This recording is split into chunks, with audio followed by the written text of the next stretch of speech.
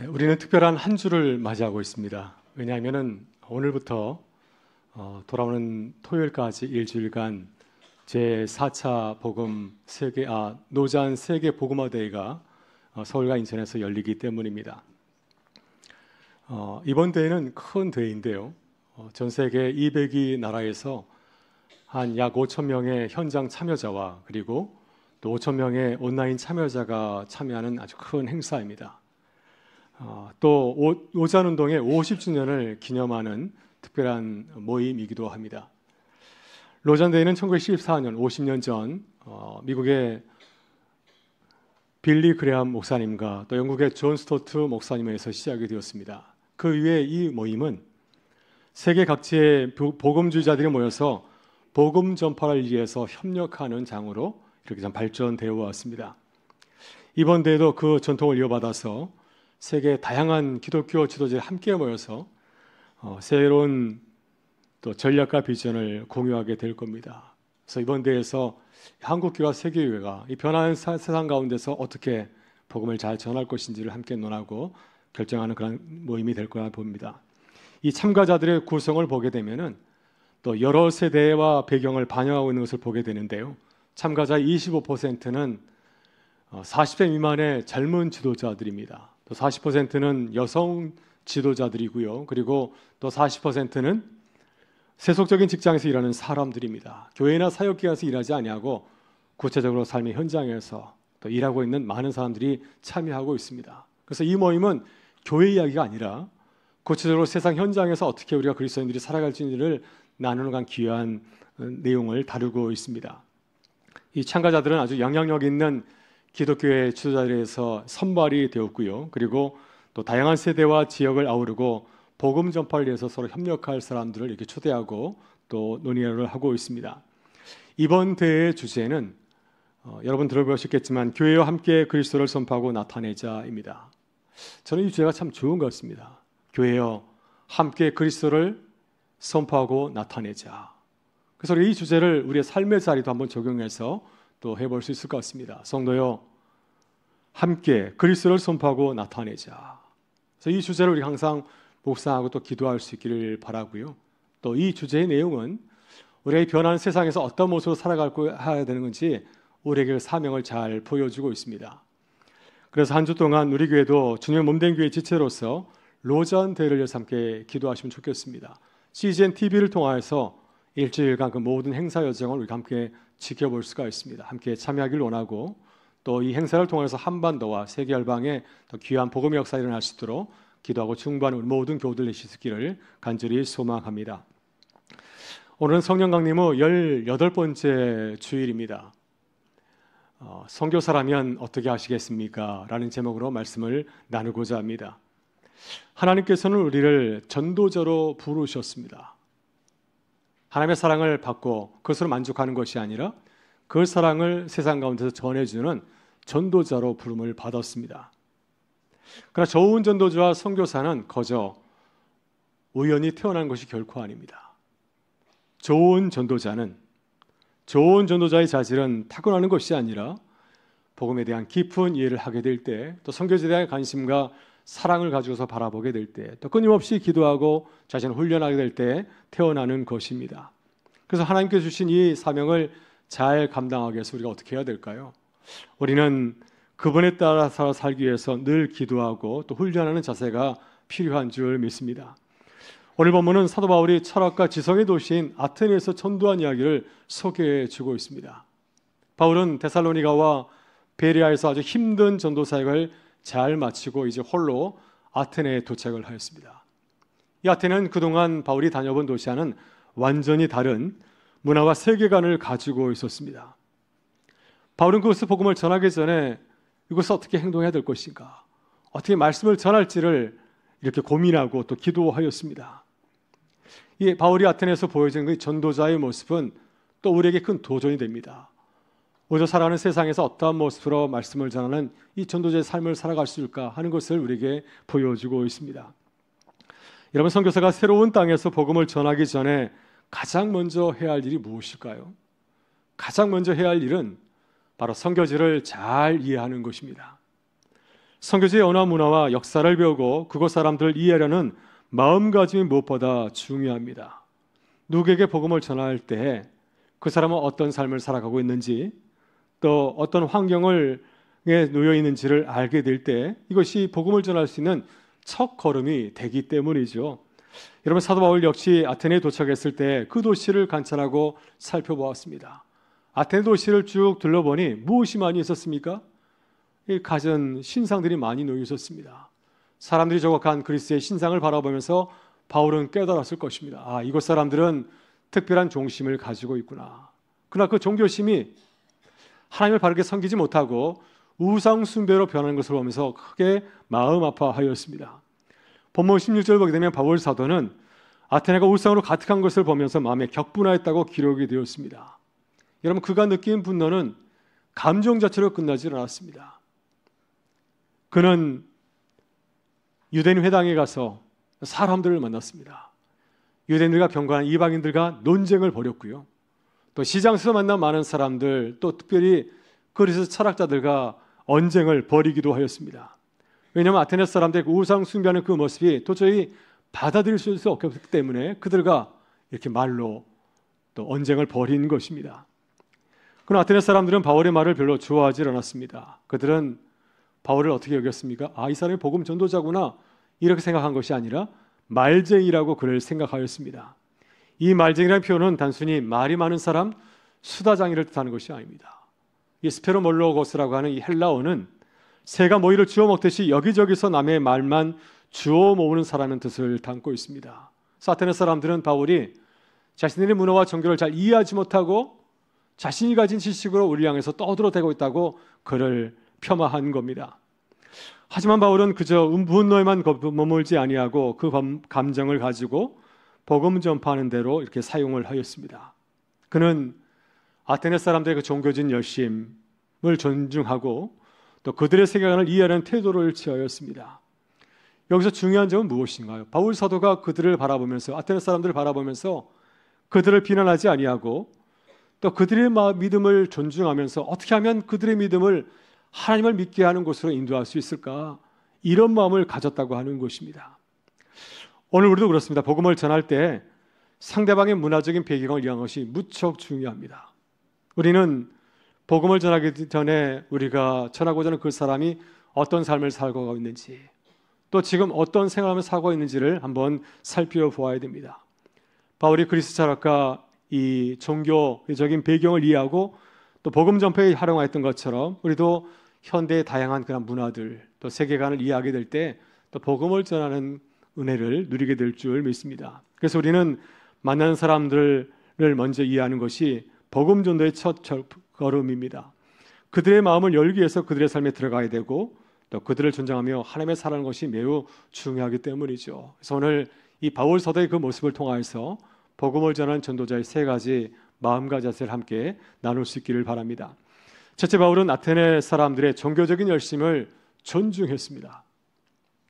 사실 바울이 아테네에 도착했을 때 처음 느낀 감정은 분노였습니다. 바울은 아테네 사람들이 하나님을 섬기지 아니하고 여러 가지 우상을 섬기는 그 모습을 보면서 분노를 느끼지 않았습니까? 그래서 사람들을 찾아가서 논쟁을 벌이고 자신의 이야기를 전하였는데요. 놀랍게도 아테네 사람들은 바울의 이야기에 흥미를 느끼게 되었고 그를 어디로 데려갔습니까? 아레오바고 광장으로 데려가서 그가 말하는 새로운 가르침에 대해서 더 알고 싶어 하였습니다. 그들이 바울에게 이렇게 요청합니다. 내가 말하는 새로운 가르침이 무엇인지 우리에게 말해줄 수 있겠느냐? 우리가 잘 모르는 이야기를 들려주니 그 뜻이 무엇인지를 우리가 알고 싶다. 그래서 바울 사도를 많은 사람들에게 말씀을 전할 수 있는 아레오바고 광장으로 그를 데려간 것입니다. 이때 바울은 자신의 그 분노의 감정을 잠시 내려놓고 그리고 복음을 전파할 수 있는 기회로 삼았습니다. 그는 아테네 사람들의 종교적인 열심을 부정적으로 바라보지 아니하고 그들이 하나님을 찾고 싶은 갈증이 있는 사람이구나 하는 마음을 가지고서 또 그들에게 이렇게 말하였습니다. 이 본문 22절과 23절을 이렇게 증거하는데요. 우리 같이 한번 읽어보겠습니다. 아덴 사람들이 너희를 보니 봉사에 종교심이 많도다. 내가 두루 다니며 너희가 위하는 것들을 보다가 알지 못하는 시인에게라도 새긴 단도 보았으니 그런즉 너희가 알지 못하고 위하는 그것을 내가 너희에게 알게 하리라. 아멘. 네, 바울은 지혜롭게 다녀갔습니다. 자신의 그 분노의 감정, 이 감정을 잠시 내려놓고 그들을 사랑하는 감정으로 바라보았습니다. 그래서 그들의 종교적 열정을 비난하기보다는 그들의 삶을 가만히 바라보니까 여러 가지 신상이 있는데 그 중에 하나는 어떤 단이 있었습니까? 알지 못하는 신에게라고 하는 단을 바라봤습니다. 그래서 이것을 이용해서 하나님을 소개하는 기회로 삼았습니다. 그래서 우리도 복음을 전할 때 무조건 상대방을 이렇게 무시하는 것이 아니라 존중하고 사랑하는 마음으로 다가가야 됩니다. 이분들도 하나님을 알고 싶어하는 열정이 갈망이 있지 않을까 하는 마음을 가지고서 그들에게 다가가서 그들이 하나님의 마음을 하나님을 알 수 있도록 전하는 것이 바로 전도자의 모습이죠. 여러분, 근대 선교 역사에서 가장 위대한 선교사이고 또 중국 내지 선교회를 창설하였던 허드슨 테일러도 비슷한 경험을 하였습니다. 그가 중국에서 여러 해 동안 복음을 전하였지만 중국 사람들이 복음을 받아들이지 않았습니다. 왜냐하면 서양식으로 나의 삶의 방식을 가지고서 그들에게 말씀을 전하였기 때문입니다. 그래서 그는 자신의 모습을 뉘우치고 돌아섰습니다. 그래서 그는 중국인의 복장과 생활 방식을 따르기를 시작하였습니다. 이렇게 허드슨 테일러가 중국 사람을 존중하게 되자 그제야 사람들의 마음을 열고 복음을 받아들이게 되었다고 하는 것입니다. 이 허드슨 테일러의 삶에서 배울 수 있듯이 상대방을 존중하고 그들의 방식에 맞춰 나가게 될 때 복음의 문이 우리 가운데서도 열리는 기쁨을 누리게 될 줄 믿습니다. 둘째, 바울은 아테네 사람들의 문화와 언어에 맞춰서 복음을 전하였습니다. 바울이 아테네에서 만난 사람들과 철학자들은 하나님에 대해서 전혀 모르는 사람들이었습니다. 아마 바울을 통해서 처음 하나님을 듣게 되었을 것입니다. 근데 바울은 이 사실을 알고 그들이 하나님을 잘 모른다는 사실을 알고 그들에게 익숙한 방식으로 복음을 전하기로 한 겁니다. 데살로니가와 베레아에서는 유대인 회당이 있었고 그들은 구약 성경을 잘 알고 있었기 때문에 성경을 통해서 말씀을 전하였지만 그러나 아테네에서는 구약 성경을 전혀 사용하지 않았습니다. 대신에 아테네 사람들이 잘 아는 그리스 철학과 개념을 활용해서 하나님을 설명하고 있습니다. 여러분, 아테네 사람들 가운데서는 당시 유명한 철학자들이 있었습니다.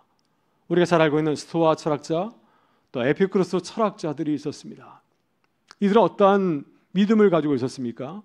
스토아 철학자들은 신은 세계에 내재되어 있고 또 물질의 그 신이 깃들었다고 생각하였습니다. 범신론적인 생각을 하고 있었습니다. 근데 그에 비해서 에피쿠로스 사람들은 신은 존재하긴 하지만 인간의 삶에 전혀 관여하지 않는다. 그러니 우리는 고통을 피하고 쾌락을 추구하는 삶을 살아야 된다고 주장을 하였습니다. 바울은 이러한 철학적인 배경을 바탕으로 해서 그들의 신개념을 활용해서 하나님을 설명하였습니다. 그러나 바울은 아테네 사람들이 믿는 그 하나님과 내가 전하는 참 하나님은 전혀 다른 분임을 그들에게 분명하게 전합니다. 24절, 25절에서 바울은 이렇게 전하고 있는데요. 같이 한번 읽어보겠습니다. 우주와 그 가운데 있는 만물을 지으신 하나님께서는 천재주재신이 손으로 지은 전에 계시지 아니하시고 또 무엇이 부족한 것처럼 사람의 손으로 섬김을 받으시는 것이 아니니 이는 만민에게 생명과 호흡과 만물을 친히 주시는 이시임이라. 아멘. 네, 바울은 하나님을 바르게 전하였습니다. 하나님은 이 우주와 만물을 지으신 창조주이시다. 또 하나님은 사람이 만드신 건물이나 신전에 계시지 아니한다. 또 하나님께서는 인간이 섬기는 무력한 존재가 아니라 오히려 모든 사람들에게 생명과 호흡을 나눠주시는 창조주이심을 그는 가르쳤습니다. 여러분, 한 젊은 선교사가 일본에서 복음을 전하러 갈 때 자신이 알고 있는 방식으로 말씀을 전하자 일본 사람들이 잘 호응을 하지 않았습니다. 그래서 가만히 살펴보니까 일본 사람들은 논리와 위상을 굉장히 중요하게 생각하였고요. 또 그들의 문을 바라보니까 겸손과 배려를 굉장히 중요한 가치로 생각하고 있었습니다. 그래서 이 선교사는 일본 문화를 깊이 연구하고 그들의 사고방식에 맞는 방식으로 말씀을 전하였다고 합니다. 그래서 말씀을 논리적으로 잘 풀어서 설명하고 어려운 이야기를 하는 것이 아니라 이야기를 통해서 그들에게 다가갔을 때 많은 사람들이 복음을 받아들이게 되었다고 하는 것입니다. 이처럼 우리도 전도하게 될 때 상대방이 이해할 수 있는 방식으로 말씀을 전하는 것이 매우 중요합니다. 상대방의 배경과 사고방식을 존중하고 또 그들이 받아들일 수 있는 그러한 방식으로 말씀을 전하는 그 지혜가 무척 필요합니다. 바울이 철학을 사용해서 복음을 전한 것처럼 우리도 마찬가지로 그들의 언어와 문화를 고려해서 복음을 전하게 될 때 또 복음을 받아들이는 역사가 우리 가운데서도 일어나게 될 줄 믿습니다. 셋째, 바울은 복음의 핵심을 놓치지 않았습니다. 바울이 에탄의 전도 여행에서 보여준 중요한 태도는 무엇인가요? 상대방을 존중하고 배려하는 그러한 모습이었습니다. 그러나 바울은 이러한 가운데서 한 가지 중요한 것은 뭐냐면 복음의 핵심을 포기하지 않았다고 하는 것입니다. 그들의 문화를 이해하고 그들의 익숙한 철학적인 언어로 대화하고 배려하였지만은 동시에 복음의 진리도 포기하지 아니하고 그것을 끝까지 잘 전하였습니다. 그래서 사도 바울은 복음의 핵심인 회개와 구원, 또 심판과 부활의 메시지를 아테네 사람들에게 전하고 있습니다. 30절과 31절에서 바울 사도가 이렇게 전하는데 우리가 같이 한번 읽어보겠습니다. 알지 못하던 시대에는 하나님이 간과하셨거니와 이제는 어디든지 사람에게 다 명하사 회개하라 하셨으니 이는 정하신 사람으로 하여금 천하를 공의로 심판할 날을 작정하시고 이에 그를 죽인 자 가운데서 다시 살리신 것으로 모든 사람에게 믿을 만한 증거를 주셨음이라. 아멘. 네, 바울은 아테네 사람들에게 지적하였습니다. 그들이 가지고 있는 철학적 지식, 종교적 열심으로 하나님을 찾았지만 하나님을 발견하지 못하였습니다. 그들이 믿고 있는 하나님은 바울이 전하고 있는 참된 하나님의 모습이 아니었기 때문이죠. 그래서 이 사실을 그들에게 말씀을 드리고 이제는 너희들의 지식이나 종교적 열심을 통해서가 아니라 예수 그리스도를 통해서 참된 구원의 길을 알 때가 되었다고 그들에게 말씀하였습니다. 그리고 그들에게 예수 그리스도의 죽음과 부활이 바로 구원의 증이라고 분명히 말씀을 전하였습니다. 여러분, 이렇게 바울은 복음을 전할 때 항상 이 복음의 핵심을 붙잡고 있었습니다. 아테네 사람들을 배려하고 존중하였지만 그들의 사고방식을 충분히 존중하였지만 그러면서도 회개와 심판 그리고 예수 그리스도의 부활을 통한 구원의 메시지를 놓치지 않았습니다. 그래서 그는 끝까지 다양한 상황 가운데서 복음을 전하지만 항상 이 복음의 진리를 놓치지 아니하고 전하는 그 모습이 바로 바울이 이방 세계에서 복음을 전한 전도자의 모습이었습니다. 여러분, 우리도 마찬가지입니다. 복음을 전할 때 우리는 상대방을 배려하고 존중하는 거 무척 중요하죠.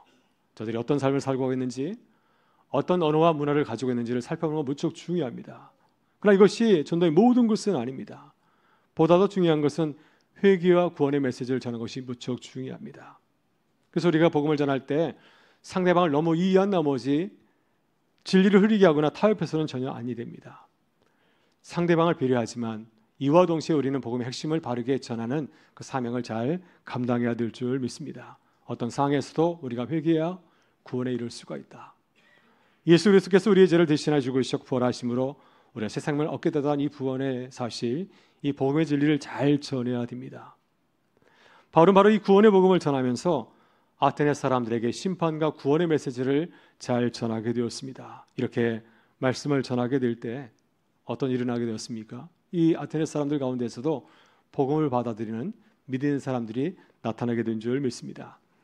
오늘날 우리도 상대방의 말을 존중하면서 복음을 전하는 것이 매우 중요합니다. 한국의 초기 선교사 언더우드도 한국에 왔을 때 한국민을 사랑하였습니다. 조선의 문화, 음식 문화를 무척 사랑하였고 또 조선의 옷, 갓도 쓰고 복장을 갖추기도 하였습니다. 그러나 그는 이렇게 복음을 전하는 가정 가운데서도 복음의 핵심을 포기하지 않았습니다. 복음의 진리를 바르게 전하고 노력을 하였습니다. 그리스도의 구원과 회개의 메시지를 잘 전하였습니다. 이렇게 초기 선교사들이 한국문화를 이해하고 존중하지만 이 복음의 진리를 포기하지 않았기 때문에 한국교회가 이 복음의 진리를 잘 붙잡고 또 건강하게 부흥하고 성장하는 기쁨을 누리게 된 줄 믿습니다. 그래서 우리도 복음을 전할 때 바울처럼 되어야 됩니다. 상대방의 말을 존중하고 그들이 이해할 수 있는 방법으로 다가가고 또 그들의 상을 배려해야 되지만 그런 가운데서도 우리가 포기하지 아니하고 이 복음의 진리를 잘 전하는 전도자들이 되실 수 있기를 바랍니다. 그래서 우리의 일한 말과 행동을 통해서 바른 복음 증거를 통해서 우리 가운데 복음을 받아들이는 역사가 일어나기를 간절히 소망합니다. 여러분, 최근에 선교사의 뒷모습이라고 하는 책을 읽게 되었는데요. 이 책을 쓴 주수경 선교사는 치과 의사인 남편과 함께 25년간 평신도 전문인 사역자로서 세계 여러 나라에서 복음의 삶을 살아오신 참 귀한 분입니다. 이 책에서 선교사의 어려운 점을 이야기하고 있더라고요. 선교사의 그 영광스러운 모습도 있지만 선교사가 타국에 살 때 얼마나 힘들고 어렵겠습니까? 그 얘기를 진솔하게 잘 소개해주고 있는 책인데 이 주수경 선교사는 처음 사역을 시작한 곳이 우크라이나였는데 이곳에서 큰 문화적인 충격을 경험한 이야기를 소개하고 있습니다. 여러분, 1990년대 우크라이나는 당시 소련에서 독립한 직후로 굉장히 경제적으로 어려웠습니다. 소련이 물자를 제공하지 않았기 때문에 굉장히 가난한 나라로 전락하고 말았습니다. 주수경 선교사는 그곳 사람들을 돕기 위해서 적은 생활비를 쪼개어서 가난한 사람들에게 이렇게 도와주었습니다. 근데 우크라이나 사람들은 이렇게 선교비를 지원받게 되면은 그것을 아껴서 잘 쓰는 것이 아니라 선교사가 바라볼 때는 헤프게 쓰는 것이었습니다. 선교비를 받으면 저축하고 또 필요물품을 구입하고 생활 필수품에 쓰는 것이 아니라 굉장히 고가의 가방과 신발을 사고 또 그리고 평면 TV 그리고 모피 외투를 사는 것을 보았습니다. 그 모습을 보면서 너무 이해가 되지 않아서 그들의 씀씀이를 비난하고 비판했다고 합니다. 근데 시간이 지나면서 이 주수경 선교사는 그들의 삶과 문화를 이해하게 되었습니다. 우크라이나 사람들은 여러 차례에 걸쳐서 화폐 개혁의 실패를 보면서 그들이 가지고 있는 현금이 한순간에 휴지 조각으로 변하는 것을 지켜보았습니다. 그래서 그들은 현금이 있으면 그 현금을 저축하는 것이 아니라 고가의 물품을 사두었다가 필요할 때 그것을 다시 되팔아서 사는 그런 지혜를 얻게 된 것이죠. 이 사실을 알게 된 이후에 이 주수경 선교사는 자신의 삶을 돌아보면서 회개했다고 합니다. 그러면서 이 경험을 통해서 복음을 전할 때 다른 문화를 존중하는 것이 얼마나 중요한지를 비로소 깨닫게 되었다고 고백을 하고 있습니다. 저는 이야기를 들으면서 사도 바울이 떠올랐습니다. 바울 역시 아테네에 처음 가게 되었을 때 그들의 우상 숭배가 전혀 마음에 들지 않아서 분노까지 하지 않았습니까? 하지만 바울은 그들의 철학과 문화를 통해서 그들의 종교적 열심을 존중하고 이해하려고 하였습니다. 나의 생각이 아니라 그들의 문화에 비추어서 그들의 언어에 비추어서 복음을 전하려고 하였습니다. 바울은 그들의 신념을 무조건 비판하지 아니하고 그들을 존중하면서 이 복음을 전하게 될 때 그 가운데서도 믿는 자가 나오게 되었고 또 그곳에 주님의 교회가 세워지게 된 줄 믿습니다. 오늘날 우리의 삶의 자리도 크게 다르지 않습니다. 어제 새벽 예배를 마치고 남성구역장 성경 공부가 있었습니다. 함께 말씀을 나누고 또 구역교회 현실을 얘기하면서 그 구역교회를 세우는 것이 무척 어렵다는 사실을 얘기하였습니다. 또 그리고 세상에서 믿음을 가지고 살아가는 것이 얼마나 어려운지를 저한테 말씀을 해주었습니다. 직장 생활하는 것도 무척 어렵고 또 우리 젊은 친구들은 우리 자녀들은 만약에 예수를 믿으면 그런 배우자 찾기도 어렵다는 그런 얘기를 전해주었습니다. 우리가 복음을 전하는 것이 무척 힘들고 어렵죠. 바울 사도가 복음을 전할 때 조롱을 받은 것처럼 우리도 마찬가지로 직장에서 일터에서 복음을 전할 때 이와 같은 일을 맞이할 수도 있습니다. 하지만 우리는 바울처럼 그들의 문화 삶을 존중해야 됩니다. 그들의 삶을 이해하고 그들의 문화와 언어를 통해서 복음을 전해야 됩니다. 우리가 관심과 사랑을 가지고서 그들에게 다가가게 될 때 또 복음을 전하는 기쁨을 누리게 된 줄 믿습니다. 사랑하는 성도 여러분, 이번 가을에는 바울의 모습을 본받아서 우리도 복음을 깨닫지 못한 사람들에게 다가갈 수 있기를 바랍니다. 그들의 문화와 사항을 이해하고 또 그들의 삶을 품고 기도하면서 예수 그리스도의 복음의 그 진리를 전할 수 있기를 바랍니다. 우리가 그들을 위해서 기도하고 사랑으로 다가가게 될 때 하나님께서 놀라운 길로 인도하실 줄 믿습니다. 그래서 이번 가을은 주님께서 우리에게 주신 이 귀한 복음의 진리를 증거하는 교범이 함께할 수 있기를 주의 이름으로 축원합니다.